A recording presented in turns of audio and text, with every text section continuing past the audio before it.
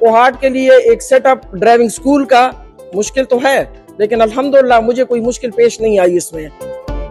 मेरी पैदाइश कोहाट की है, पढ़ा मैंने इधर है। शादी के बाद हम परदेसी हो गए, फिर ज़्यादा टाइम मैंने इस्लामाबाद में गुजारा और फिर दुबई में गुजारा।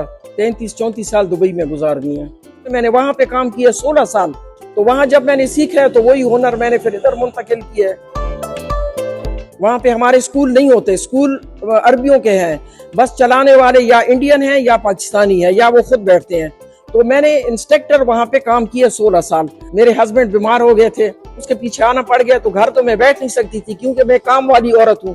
तो इसलिए मैंने फिर ये इधर खोला। मेरा दिल कर रहा था कि मैं अपने कोहाट के बच्चों को ये हुनर दूं, ठीक है ना, कि वो सेफ रहे।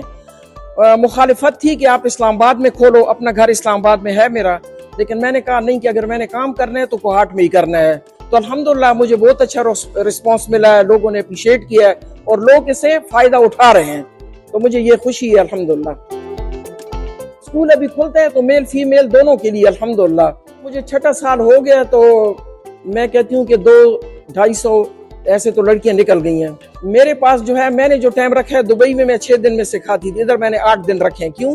रोजाना 1 घंटा और पहले दिन से प्रैक्टिकल उसको करवाते हैं।